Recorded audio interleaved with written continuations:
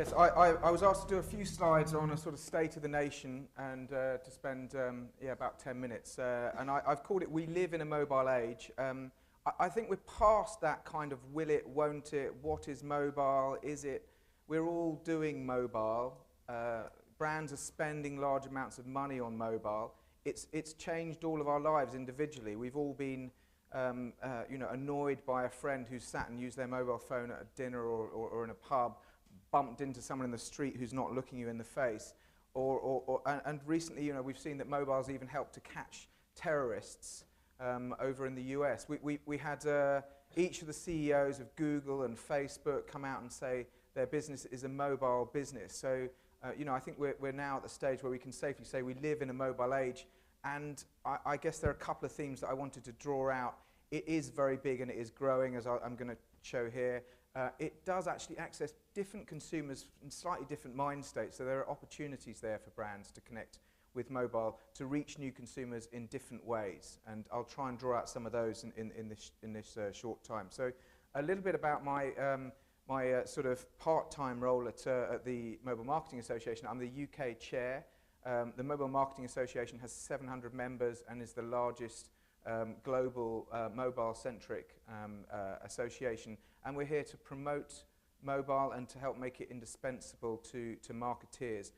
I also sit on the EMEA board, and we have different individual chapters that sit in Austria, East Africa, Middle East, Germany, Nigeria, etc. My sort of full-time day job, I'm the CEO of a company called LoopMe, and we do social mobile advertising, so we actually allow consumers to feed back on adverts that they are passionate about, and that feedback then affects which adverts appear to the entire community. So we think that that can transform the way that advertising is viewed by people. We were called a Reddit of advertising by the trade press. The first piece, and I've taken here a few charts from Mary Meeker. I don't know if you've seen her latest internet trends piece. The mobile traffic has been growing 1.5 times a year, and I think the most interesting thing about mobile is it really is a truly global phenomenon. China has already overtaken the US in terms of the number of smartphones available, and smartphones is what's driving this internet growth, although feature phones still have a big role to play in marketing in many countries. And that growth is very, very different. If you think about the internet the first time round, it was much, much more US-centric. The growth was very slow. It was the change from dial-up to broadband came from the US. A lot of the innovation came from the US. Now it's much, much more global. You have the biggest gaming companies were tiny 20-man organizations, people like Rovio and Supercell, based in Finland. You have Outfit 7's Talking Tom was a Slovenian husband and wife couple who now have 450 million downloads. King.com's a UK business that has 50 million daily active users of its Candy Crush. So, and China obviously has a ton of different examples. So it's much, much more global. It's growing at a much, much bigger rate than the internet did. And remember how that caught a lot of businesses out, and remember how that changed everything. Well, this change is coming faster and is bigger. And I was going to just voice over this slide, but I had to actually show it, because I think unless you really look at the graph, you don't. This is now the tablet shipments. So they've actually grown at a faster rate, even the mobile smartphones.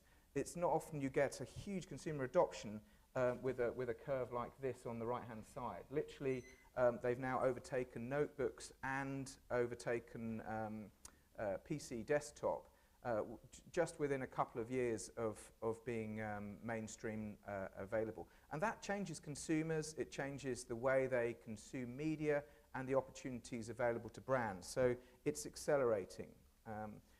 And brand money is following this now. So this is brand spend from the IAB in the UK that shows the same kind of graph shape that the adoption curves are taking, where now spend is £500 million this year in the UK, a large portion of that on search, but also now increasingly rich media formats, mobile video and rich media are becoming very important as well. So brands are spending on mobile.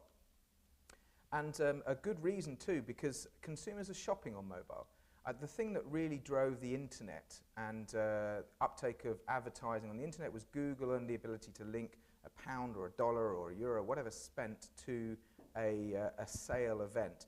That's now very easy to see on a lot of brands. You have Domino's with 1 in 5 of all of their sales coming via mobile, eBay with £13 billion coming through mobile, and 30% of traffic via mobile. And the thing about mobile is it's not just the mobile commerce piece today, it's also being used for reference to a buying decision. So even greater numbers of people are actually consulting their mobile whilst they're out in retail, or when they're considering, even from home, a purchase decision.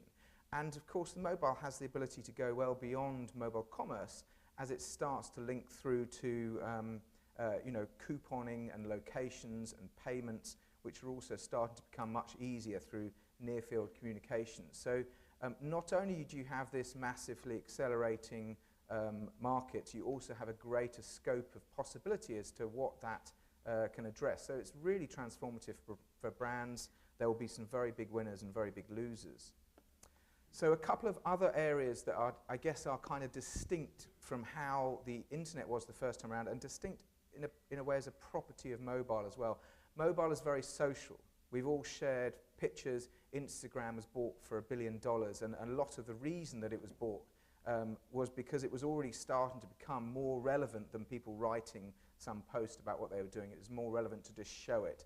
And they're not just sharing pictures, they're now starting to share video and sound, and also data for the community and for the good of others. I mean, it seems extraordinary, but many users, there are 39 million user-generated reviews on Yelp. You know, why? Why do they do it? It's kind of altruistic, it kind of to help the community. It's kind of just because it's there and they can give feedback and it feels like they have a voice. This is something that LoopMe, my business, is also tapping into, allowing consumers to vote up and down adverts. We actually run inside the BBC Top Gear. BBC Top Gear is the biggest factual brand in the world, and we allow consumers to vote up and down ads. And you might say, well, who's going to do that? Do we care that much? But actually, you find that 20 to 30% of the people that would click on an ad, i.e. the entire value of the entire market, because most people are interested in clickers, they will also socially interact with an ad. And relatively speaking, in the UK and the US, we're much less social than some other societies. I think it's something like 15% of us share things online, against Saudi Arabia and some other markets where it's 3 times that amount. So don't forget also that the market you're sat in today might not be the market that you're evolving to, and that different consumer groups are acting differently on a global basis. And I think that that's something else. This was, I was trying to get some stuff to show that more devices is somehow adding something. It's not just a bigger headache. It's not just sort of complication, or can I carry on doing what I was doing before. This was an example of the BBC Olympics, which came from OnScroll, and they tracked that people who were actually consuming across multiple devices the BBC's content on the Olympics were consuming and spending a lot more time with the Olympics. There is incremental reach that is being achieved by consumers, and it's also accessing different times of day as well. So you have tablets are now being used largely in the evening. So beyond into the TV moment, which used to be when your mobile went off, your desktop went off, your PC went off, you're now starting to continue tablets. So different kind of entertainment value that they're receiving from tablets, different opportunity then for brands to connect to consumers. And different whole consumer groups that are now addressed by these new devices, which are much more user-friendly than the dusty old desktop in the second room. You know, mum is very engaged with mobile. She's too busy to go and walk across to her desktop. You know, you're talking to people like Morrison's, they find that their mother shoppers are much happier to engage via mobile than to walk across and open a laptop. It just takes too long. You know, it's a little bit like the remote control when it was first introduced. People first thought, well, will people use it? Of course they will, because they don't want to walk across the room. So the convenience of having the mobile in your pocket, and also these more user-friendly devices, create huge new audiences. The mobile games are now 30% of the time spent on mobile. And they're addressing an audience that weren't actually even thinking about games before. So many of these Candy Crush players, again, are mum. And because she didn't have a console that she was interested in, she wouldn't go on to a PC to find a game, but now it's in her hand and she can either download a game and hand it to her child and have a bit of peace, or she can take a little bit of a break herself with a cup of tea. So it's creating new media opportunities, new ways to engage with consumers, and different mindsets as well. There was interesting research done, also shown by Mary Meeker, where the attributes that you attach to mobile are about being connected, empowered, excited.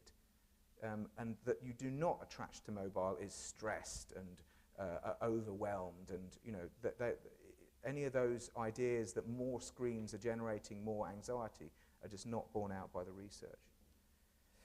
And I guess just on the final chart, just as we were starting to get our head around mobile, what's the next whole generation of things coming? You know, a lot of people are now wearing wearable technology. As computing gets smaller and smaller, it might be down to taking your daily run and measuring that and improving that, or to monitoring yourself.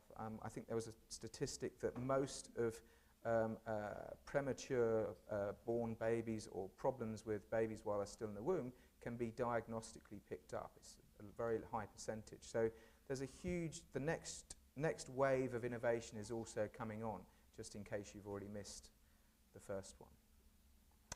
That's all from me.